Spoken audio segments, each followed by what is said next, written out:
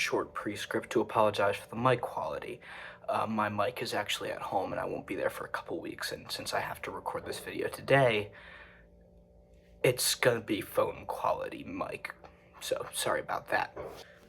As of the release of this video, Wind and Truth, the 5th novel in Brandon Sanderson's Stormlight Archive, releases tomorrow, and with it comes the conclusion to all the story that has been built up within the world of Roshar since The Way of Kings was released in 2010. Wind and Truth is also Sanderson's thickest boy yet. It sits at around 491,000 words.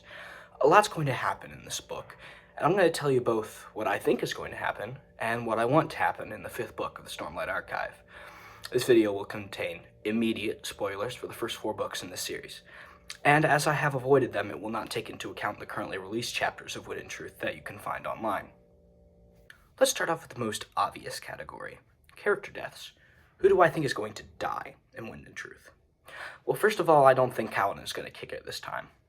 In fact, I think out of all the characters, outside of Yasna, Lift, Renarin, Shalash, and Talon, the few characters we know will have at least some role to play in the second set of books, Kaladin has the greatest chance of making it out of this entire series alive. I especially don't think he's going to die in this book specifically.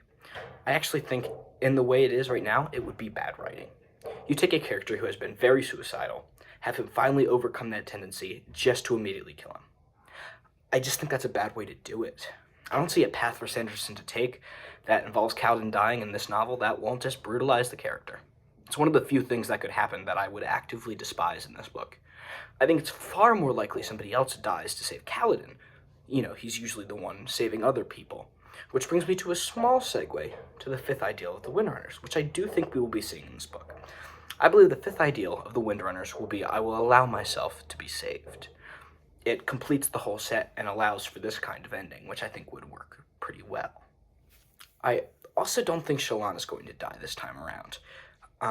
It's a possibility, though. I think Shallan has a chance of dying, and it's a real chance, but I don't think it's going to happen this book. I don't think Shallan will make it to the end of the series, but I do think she is going to heal from her dissociative identity disorder that she's been going through the last 2 books or so, over the course of this novel. There are 2 characters, however, that I am 100% positive one of which will die.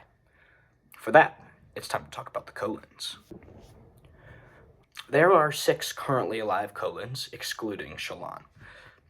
Dalinar, Navani, Yasna, Adolin, Renarin, and Gavinor. I have no doubt that not every Kholin is going to make it through this book alive. Yasna and Renarin are supposed to make it to the next books, or they will perhaps just be flashbacks, but I think that's unlikely. Gavinor is a child, and barely even a character at this point in the books. I think it's likely Gavinor survives this one, since we've had no time to get attached to his character at all. Navani, Dalinar, and Adolin. I'm not sure about Navani. I think it's equally likely that she may live or die, but Dalinar and Adolin are my 2 characters who give flags. I wholeheartedly believe that one or both of these characters will die by the end of this book. Either the father's going to lose his son, the son's going to lose his father, or maybe they'll die together. But I do believe that one of these will die, and these are the 2 most likely to die. About Adolin specifically, I have a feeling his character in this book will once again relate to his sword, Maya. I believe Maya, the deadish Spren, will achieve some sort of sentience, and perhaps she will manipulate the Nahel bond and kind of reverse Radiant Adolin. But I think it's still very likely that Adolin makes a sacrifice play here, perhaps even in the duel. With that transition, I've got to talk about the duel. As we know, there's only a few days before Odium's champion and Dalinar face each other for the sake of Roshar. I believe this will be the end of part 3. I have heard speculation that Gavinor will be Odium's champion, but I find that quite unlikely, and it doesn't really make any sense to me. But I have a feeling that the battle won't go exactly as planned. Taravangian will find a way to make it different than we think. I think there'll be a moment where possibly killing Odium's champion will be a task Dalinar will not want to do. Perhaps it will have a huge ethical consequence, something he's been battling with since he's kind of retired his whole Blackthorn moniker. And maybe someone, let's say, Szeth, who's sworn himself to Dalinar at all costs, tries to help solve that issue. I'm not sure. I think the only way that Gavinar theory works here is that Dalinar refuses to kill him at some point, and that causes problems. Another short theory is my Leshwi theory. It's a short one. I think Leshwi's going to turn and help the Radiants. I think it's almost a guarantee. I want nothing more in this book than a back-to-back moment with Leshwi and Kaladin.